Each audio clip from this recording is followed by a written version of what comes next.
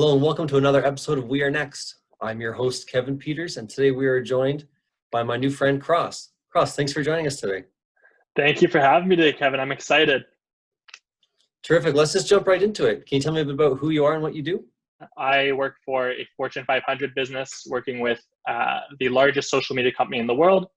Terrific. In that role, I'm working with top marketing agencies from all across North America to really develop holistic marketing strategies in the digital space. And then I also, in recent months, became the director of strategic optimization at Secret Sauce Media, which is a big marketing agency. And there I'm overseeing two departments. So I have a team of page managers who are doing all things, social pages, Instagram, Facebook. And then I also run the media buying team, which is all the paid ads. And I kind of then take the strategy based on both sides of information and really, go from there. Cross, you mentioned that you're a team lead with your agency. Can you talk a bit about being in a role like that at the age that you are? How do you give direction to people who are your senior? Yeah, so at first I thought it was going to be very weird. I've always been ambitious, and so I knew I wanted to get a leadership position at a young age. I think as long as you know what you're doing and you're confident, a lot of people will respect that you've accomplished a lot at a young age. And so I have a really awesome team who realizes that, I have a lot that I bring to the table and are willing to learn from me. Do you have any mentors that you model your leadership abilities towards? Definitely. So outside my personal life, there's those big business guys who I've always aspired to be, like the Simon Sinek's, the Grant Cardones, but to look at actual mentors who have helped me. In recent years, my dad's been really, really big in my corner on kind of directing me in terms of, how should I go about, like what risks should I be willing to take? Which ones should I be, thinking a little bit more analytically and maybe pass on for now? And then I had a lot of really, really great teachers at Niagara College.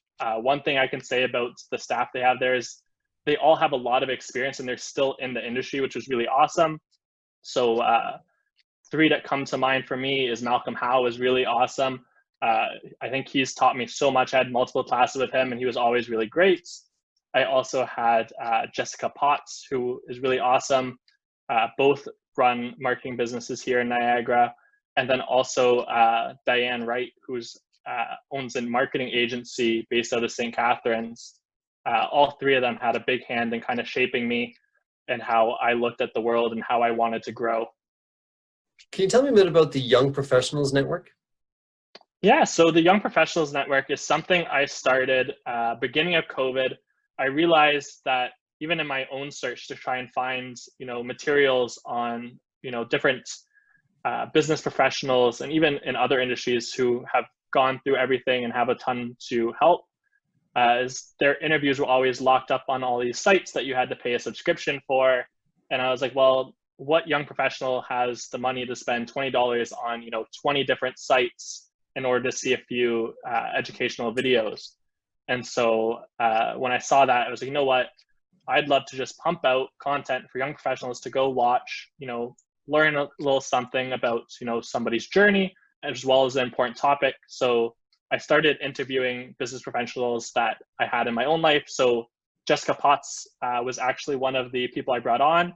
She was really excited since she was one of my teachers to kind of see what I'm up to now.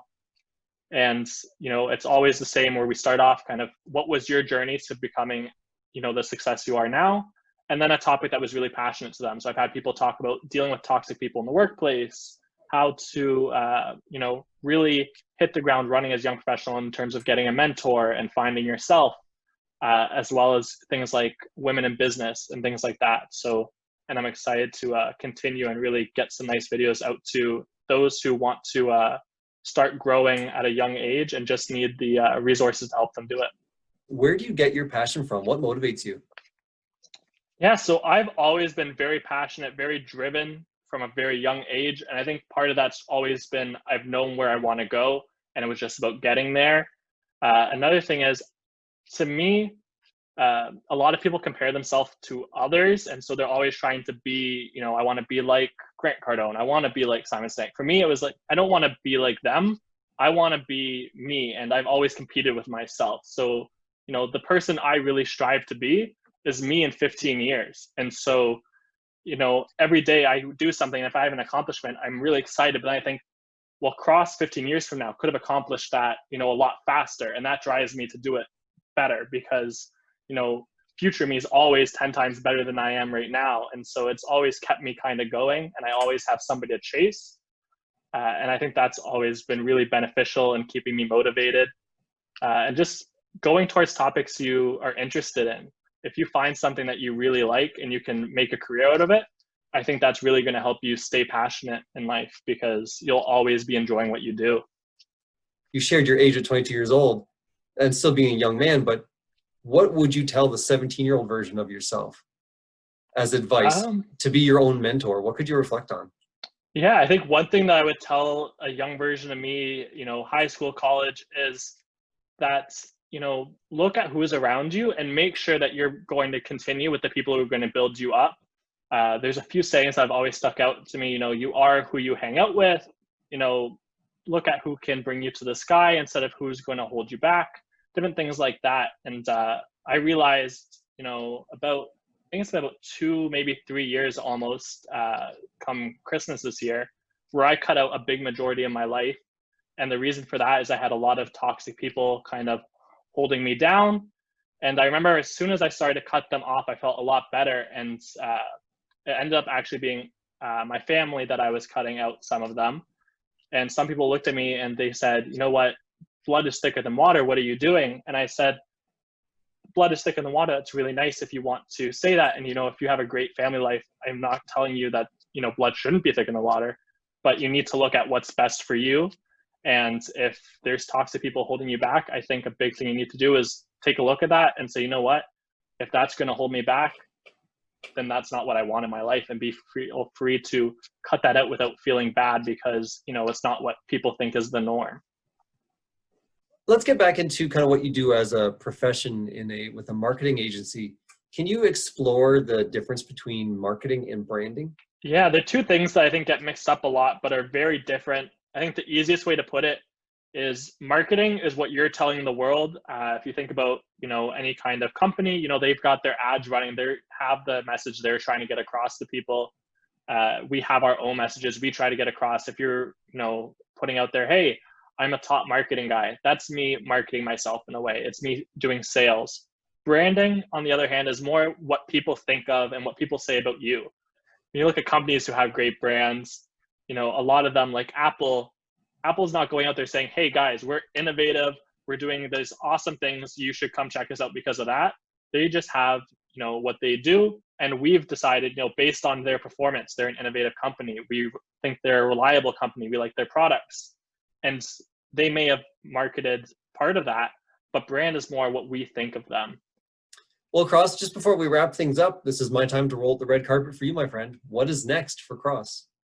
Yeah, so what's next for me? I'm just trying to grow who I am. A big goal of mine has always become, an in-home staple in terms of marketing. And so I'm looking at how I can further myself right now, get into different video series and podcasts like this. I'm also trying to get into some magazines, and hopefully in a few years, people will start to see me all over 360. I'll be magazines, social media, and anywhere you look. That's the goal. Well, I love that, and I look forward to seeing you everywhere, Cross. Well, it's been a pleasure to meet you, and I just lastly want to say thank you for being such a dynamic person, for being such an energetic and motivated person. Niagara is better because of people like you. So sincerely, thank you for being yourself, and thank you for motivating the people around you. Thank you, and thank you for having me today. This was really awesome opportunity, and it was great talking to you today. All right, and that wraps up another episode of We Are Next. If you'd like to volunteer yourself or potentially nominate another, please comment down below. Other than that, we'll see you on the next one.